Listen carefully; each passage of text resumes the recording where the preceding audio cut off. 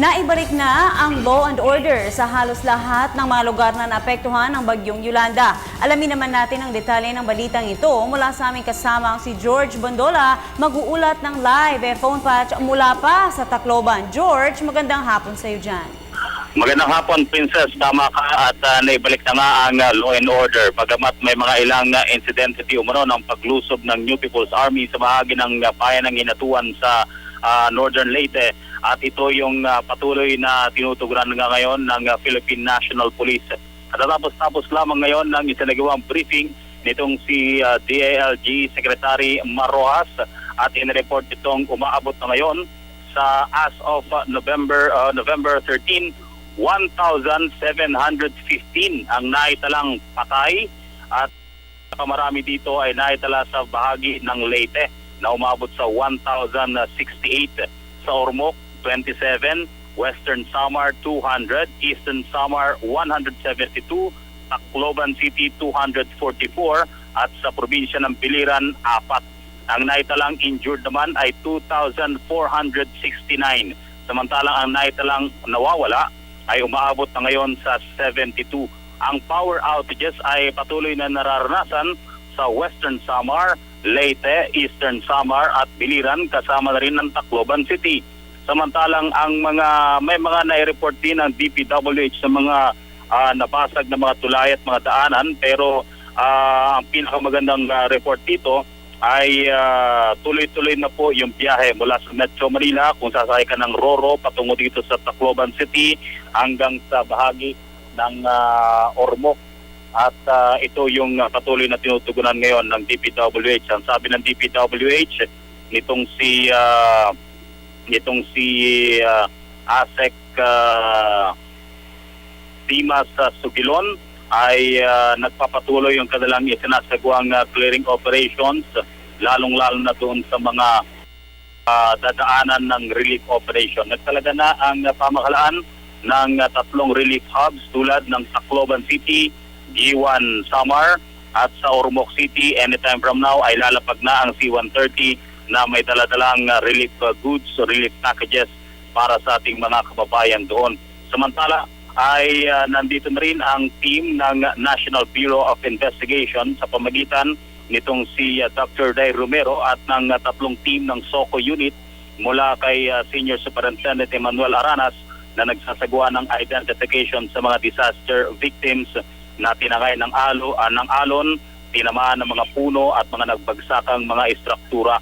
Ang pinakamaganda dito, nakapanayan ko rin dito si Secretary Dinky Siliman ng DSWD. Sinabi nitong 115,000 packs na ang kanilang naipapamahagi mula sa target na 257,000 packs. At nasa second phase na sila ng relief operation ngayon. Ibig sabihin, nabahagi na nila ng lahat ng relief packages ang Tacloban City, ganyan rin sa bahagi ng G1 at palapag na rin ngayon ang bahagi ng Ormoc City. Samantalang nasa second phase, ito ay uulit muli ang pamahalaan para tuluyang magbigay ng mga relief packages para sa ating mga kababayang naapektuhan nga nito. Pero ang higit na kinakailangan ayon dito kay Secretary Marrojas, doon sa mga injured, bagamat mga outpatient sila, mas kinakailangan nila ng tetanoid, toxoid, mga basic emergency room trauma supplies para hindi makahawa ang mga sakit na kanilang o mga sugat na kanilang naranasan matapos yung bagyo.